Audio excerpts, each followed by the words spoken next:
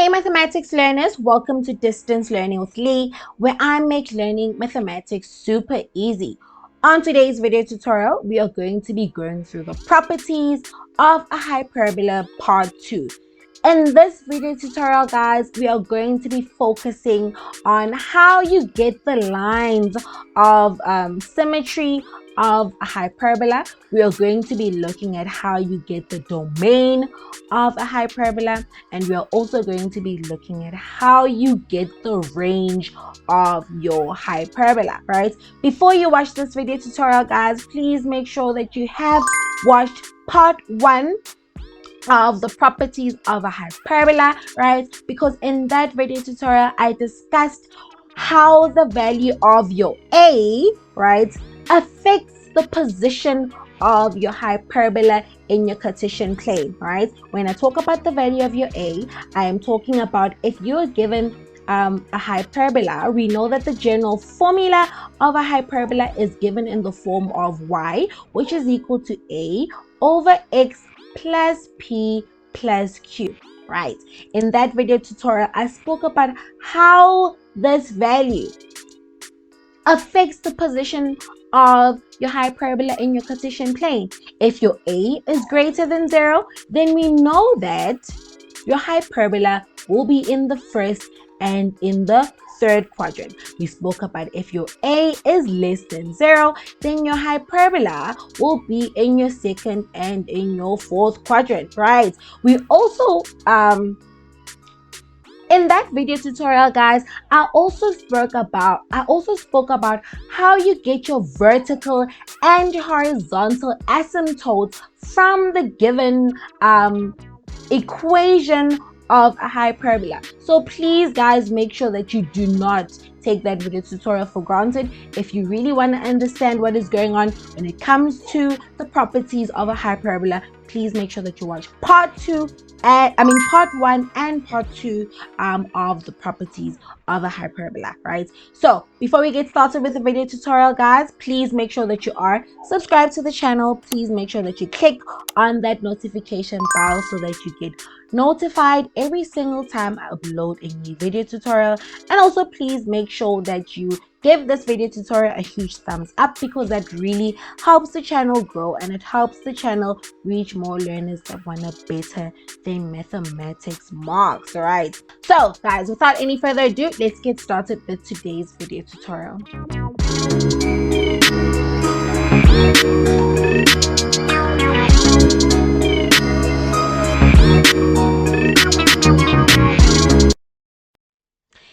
It's important to note that a hyperbola contains two lines of symmetry, or rather, when you're working with a hyperbola, they actually love asking about these two lines of symmetry. The first one being the increasing line of symmetry, or the increasing axis of symmetry, and the second one being the decreasing axis of symmetry. So you need to understand what is the increasing axis of symmetry, and you also need to understand what is the decreasing axis of symmetry, right? But before we get into that, right, what is an axis of symmetry? Okay, an axis of symmetry, guys, or a line of symmetry, right, is a line that cuts your function into two equal halves, or a line that cuts your function into two symmetrical halves, right? So that is what we are talking about when we talk about an axis of symmetry or a line of symmetry, right? So in the context of a hyperbola,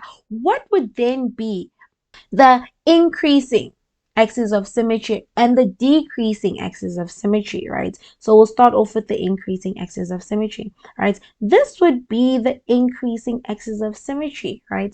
That line there, right? If you're given a hyperbola, right? For example, a hyperbola, you're given the hyperbola y, which is equal to a over x, right? We know this hyperbola is in the first and in the third quadrant, right? Okay, therefore the axis of symmetry, or the increasing axis of symmetry for this hyperbola, right, would be that line there, right? Why do you call it the increasing axis of symmetry? It's because that line there has a positive gradient, and because because it's got a positive gradient, we call it the increasing axis of symmetry, right? And that increasing axis of symmetry is denoted or defined by the equation y, which is equal to x plus c. Okay, you also need to understand that when you're working with a hyperbola, they also like asking about a decreasing axis of symmetry. So what is a decreasing axis of symmetry, right? A decreasing axis of symmetry would just then be that line there that has a negative gradient, okay? And that line there is denoted by the equation y, which is equal to negative x plus c. Okay, why is it negative x, right? It's a negative x because we see that there we actually have a negative gradient, right? That line there has a negative gradient, therefore it is a decreasing axis of symmetry. So these are the two lines of symmetry that they love asking you about when you are working with a hyperbola, right? And what's important when having to determine the equations of these lines of symmetry is that you guys are or know what your equation is for your horizontal and your vertical asymptote, right? In the case of the hyperbola y, which is equal to a over x, okay, the equation for the axis of the equation for your asymptotes, I did show you guys in the previous video tutorial that your x is equal to 0 and your y is also equal to 0, right? So the equation for your asymptotes is x, which is equal to 0, and y, which is equal to 0, right? So what do we notice about these two equations of our asymptotes?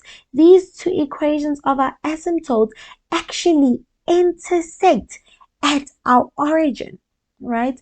They intersect at point 0, 0. So the equation of the asymptotes intersects at point 0, 0, okay? So we use that point of intersection of our equations of our asymptotes to get the equation of our increasing axis of symmetry and to also get the equation of our decreasing axis of symmetry. So what do I mean by that? So to get the equation of our increasing, okay, to get our equation of our increasing axis of symmetry, I said that we need to use the point of intersection of our two asymptotes. And we said that that point of intersection for our two asymptotes is at the origin, point 0 and 0, right? So we are going to substitute these two coordinates into our increasing axis of symmetry equation to actually get what the value of C is. And once we get the value of C, then we've found what the value of that increasing axis of symmetry equation is. Okay, so we know that, okay, the general formula for your increasing axis of symmetry is given by y, which is equal to x plus c, right? And then we need to find what the value of c is. So to find the value of c, we need to substitute the coordinates for the point of intersection for our asymptotes, right? So the coordinates for our point of intersection of our asymptotes is 0.00, where your y is 0 and your x is also equal to 0. Therefore, our c is equal to 0. So we see here, oh, that, okay, for increasing axis of symmetry, our y is equal to 0. Therefore, we can further say that the equation for this increasing axis of symmetry for this particular equation or for this particular hyperbola is given by the equation y, which is equal to x, because our c is equal to 0. Okay, and then how do we find our decreasing or the equation of our decreasing axis of symmetry? To get our equation of our decreasing axis of symmetry, I said that you start with the general formula where it's y, which is equal to negative x plus c, right? Then you look at the point of intersection of your two asymptotes, right? And in this case, the point of intersection of our two asymptotes for this hyperbola is 0.00. So we substitute the value for y, which is 0, and we substitute the value for x, which is 0, to get the value of our c. And we still see that here our c is still equal to 0. Therefore, the equation for our decreasing axis of symmetry for this hyperbola is equal to y, which is equal to negative x plus 0. In other words, y, which is equal to x. Okay, so guys, that is how you get your axes of your increasing and your decreasing axis of symmetry for your hyperbola. You need to know what your vertical and your horizontal asymptote is, and you need to understand that your vertical and your horizontal asymptote, the point of intersection, you need to substitute that x value and that y value into your general formulas for your decreasing and your increasing functions to get the value of c. Once you've got the value of c, you take that value of your c, you substitute it back into the original formula to get that equation for your decreasing function as well as your increasing function, right? Let's just have a look at a quick example. Okay, given f of x, which is equal to 3 over x minus 2 plus 1, please determine the increasing axis of symmetry as well as determine the decreasing axis of symmetry.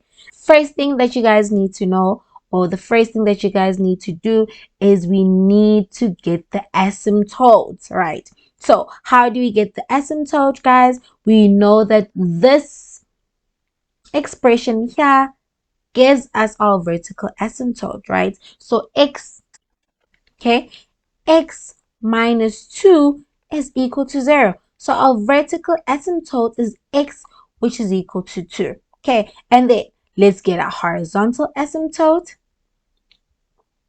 Okay, our horizontal asymptote is given by the value of our q, right? And we know that, okay, the value of our q, right, if you're given y, which is equals to a over x plus p plus q, right? We see that this one there is our q value. So that is our horizontal asymptote. Therefore, our horizontal asymptote y is equal to 1.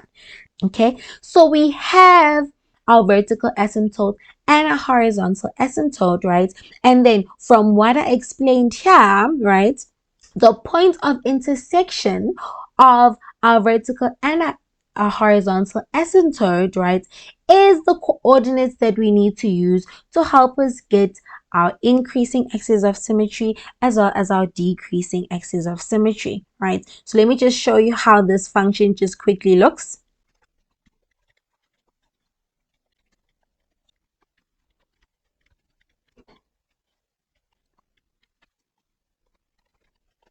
Okay, so I've just quickly drawn, I just want to show you how this graph looks, right? So we know this is our function f of x, which is equal to 3 over x minus 2 plus 1, right? With this function, we know that we've got a vertical asymptote of x, which is equal to 2. And we also know that we've got a horizontal asymptote of y, which is equal to 1, right? We know that because our value of our a is greater than 1, this means that this function is going to be in the first and in the third quadrant. So I'm just going to quickly get the y-intercept and the x-intercept.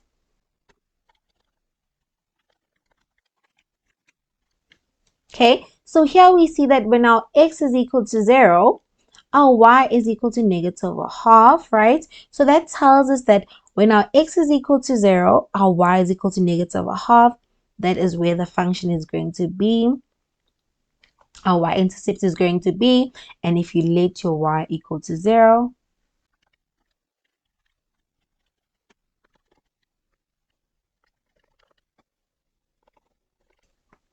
okay, and then here we see that when our x is equal to, when our y is equal to 0, our x is equal to negative 1, right? So when our y is equal to 0, our x is equal to negative y, right? So we found all our we found the y-intercept as well as the x-intercept of this function, right? Of this hyperbola. So all we need to do is we just need to quickly just draw it. And as you can see with this hyperbola, we are still, if you take the red lines as our new Cartesian plane, right? You can see that, okay, because our A is greater than 0, our A is still in the first and in the third quadrant. We are done. Okay, but we still need to find our increasing and our decreasing function, right? Our increasing and our decreasing axis of symmetry, right? And I told you guys to find your decreasing and your increasing axis of symmetry, you need to look at your points of intersection of your two asymptotes. You need to look at your point of intersection of your horizontal and your vertical asymptote. And we see that the horizontal and the vertical asymptotes intersect at your x value of 2 and your y value of 1. Okay, and then to get our increasing function, okay, I said that to get our increasing axis of symmetry, you use the general equation of y, which is equal to x plus c, right? And you need to look at the point of intersection of your two asymptotes, and in this case, it's 2 and 1, right? So the point of intersection of our two asymptotes is 2 and 1, right? And you need to substitute these values into this equation. So if you substitute the x, which is equal to 2, and your y, which is equal to 1, right, you'll be able to get what your c is. Okay, and then we solve this equation for c, or you make c the subject of the formula, and when you solve for c, you'll find that 1 minus 2 is equal to c. Therefore your c is equal to minus 1, right? And then you go and you substitute this value of c into this equation to get that the increasing axis of symmetry for this particular hyperbola is given as y, which is equal to x minus 1. Okay, and we can just quickly draw that so you guys see how that looks, right? So y is equal to x minus 1. So that tells us that the y-intercept, okay, is negative 1. Okay, the y-intercept for this axis of symmetry is negative 1, so it needs to go through there. So increasing axis of symmetry needs to go through our negative 1. So that is our first axis of symmetry that is given by y, which is equal to x minus 1. And to get our decreasing axis of symmetry, okay, we use the equation y, which is equal to negative x plus c. I said that you basically look at the point of intersection of your two asymptotes, and the point of intersection of your two asymptotes is 2 and 1. You substitute these values into this equation, so the y is 1 and the x is 2, right?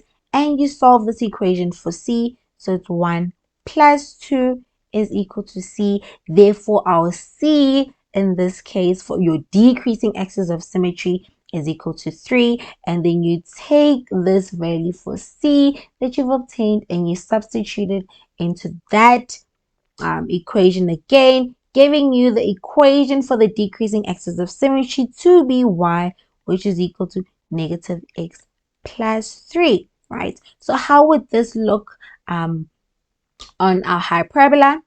Okay, in this case, we can see that we've got a y-intercept of 3. So a y-intercept is there of 3, okay? And it's a decreasing axis of symmetry, right? Therefore, it's going to look something like that.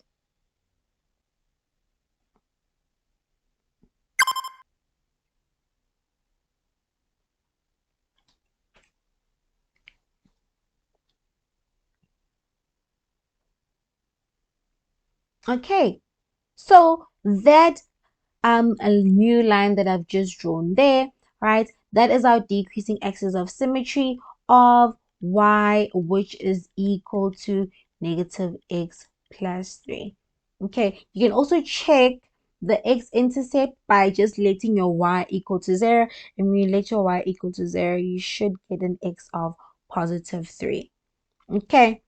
Okay, right? So just a quick recap of what you've just done here. When you obviously have to calculate, when you have to calculate the lines of symmetry of your hyperbola, is that you need to have your the equation for your vertical as well as your horizontal asymptote, right?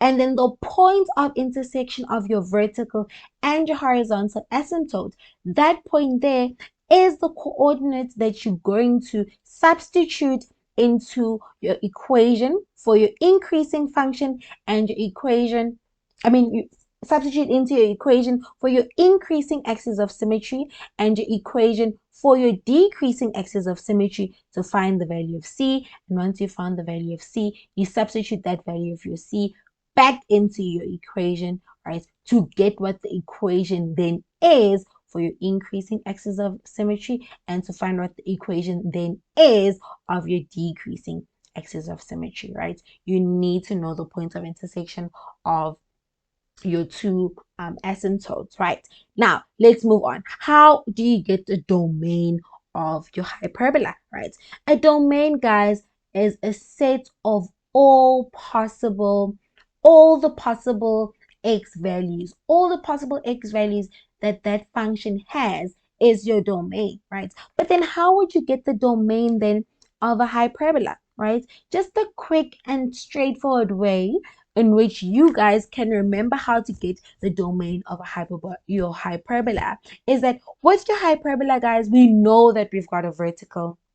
We know that we've got a vertical asymptote, right, for your hyperbolas. And we know that we also have a horizontal asymptote for your hyperbolas, right? So the domain, right, for the domain, right, just look at, focus on what your horizontal, focus on your vertical asymptote. What is your vertical asymptote, right? And once you know what your vertical asymptote is, then you can say that, okay, the domain is all your real numbers, but it cannot be that vertical asymptote because we know that on that vertical asymptote, right, the function approaches it, but it never touches it, right? E.g., right, if you're given the function f of x, which is equal to 3 over x minus 3 plus 2, right? What would be the domain of this function, right? So the first thing that I said that you need to do is you need to look at your vertical asymptote. What is our vertical asymptote, right? Our vertical asymptote, we can get it from that expression there. First thing you need to do, you need to solve that expression for x, right? You equate it to 0 and you solve it for x. So x minus 3, which is equal to 0. Solve it for x. X is equal to 3. Therefore, the vertical asymptote for this hyperbola is x, which is equal to 3. What does this then tell us about the domain for this function, right? Or for this hyperbola? Therefore, this tells us that the domain for this function or this hyperbola is x is an element of real numbers. However, right, x cannot be equal to 3.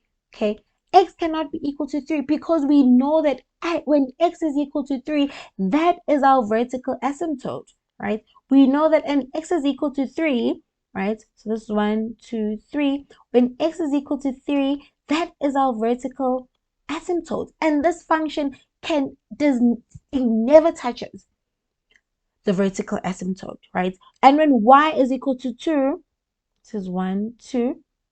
When y is equal to 2, right, that is our horizontal asymptote, right?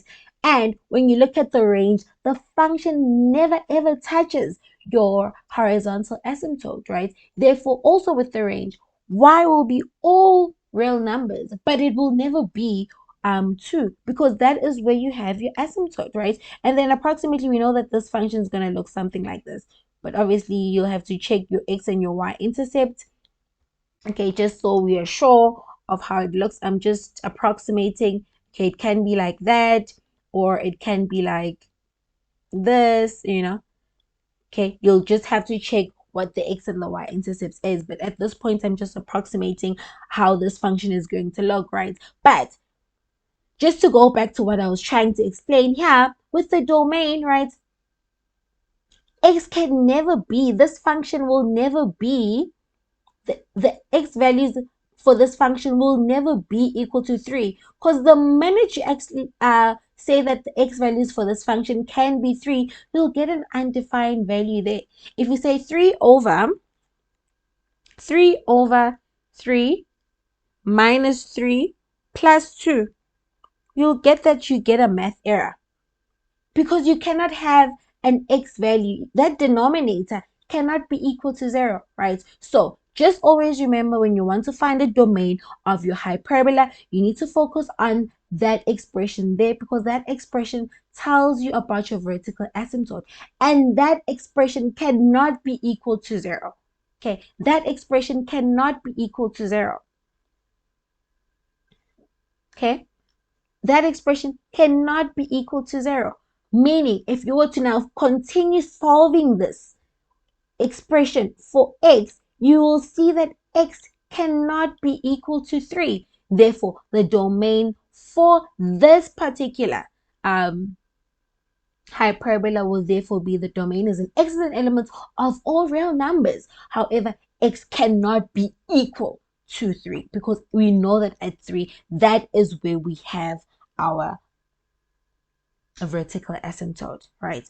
What about the domain? I mean the range, right? A range is all the possible y values that your hyperbola can be.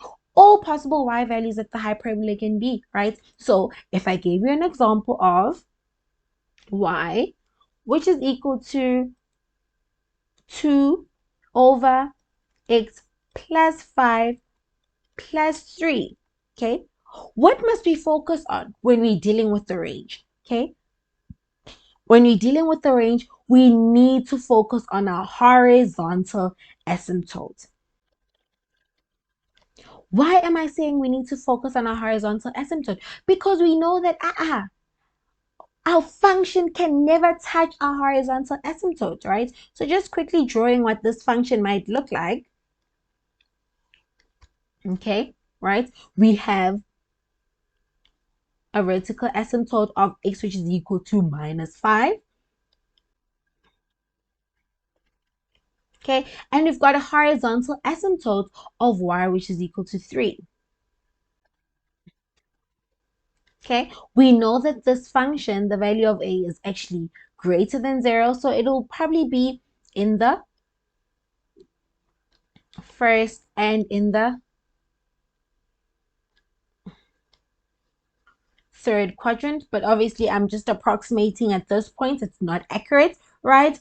So what would then be the range, right, of this function? I said with the range, we need to focus on our horizontal asymptote, right? So our horizontal asymptote is y, which is equal to 3. So this function, right, for the y values, it can be all of the y values. However, y cannot be equal to 3, because we know that when y is equal to 3, we've got an asymptote there, and the function never, ever, ever, ever touches our asymptote, right? Therefore, for the range still, right, how you can write the range for this function, you'll say that the range, okay, say y is an element of all real values. However, y cannot be equal to 3, right? Because we know that at 3, that is where we will have our horizontal asymptote, guys. And the function never ever touches the horizontal asymptote. It never intersects our horizontal asymptote, right? So the range is all of our real numbers, but it cannot be equal to that horizontal asymptote, right? So I tried my best to explain this concept to you guys. It's a bit hard to grasp, right? But if you just watch this video again and try to practice some examples, go through some exercises. You'll get it in depth, right? Please make sure, guys, that you are subscribed to the channel. Please make sure that you also click on the like button. Please like this video tutorial, guys. That really helps the channel, right? And just again, guys, a quick recap of what we've done in the part 1 and part 2 video tutorials on the properties of a hyperbola. We discussed how the value of a affects where the position of a hyperbola in our Cartesian plane. We spoke about how you obtain the horizontal and how you obtain the vertical asymptote. I spoke about how you get the equations of your decreasing as well as your increasing axis of symmetry. I also explained how you get the domain. When you want to get the domain of your hyperbola, you need to understand that x is like x for your hyperbola is all real numbers. However, it cannot be your vertical asymptote, and the range y is also all of your y values, right? Y is an element of all of your y values, all right? However, y cannot be equal to your horizontal asymptote, right? If you can grasp that concept, if you have grasped that, guys, then you are honestly gonna be doing the most in these hyperbola questions in your exams, right? So I hope I simplified everything for you guys. I hope I didn't lose anyone as I was going on, right? But then we are going to solidify these concepts because we'll be going through the grade 12 June 2021 pure mathematics paper 1 question 4, which basically deals with the hyperbola. And hopefully with that question you'll see mostly how everything comes together. So please make sure that you're subscribed. Please make sure that you also click on that notification bell, and I'll see you guys on my next upload. That is it, guys, and I'll see you guys on my next upload, Distance Learning with Lee, where I make learning mathematics super easy. Bye, guys.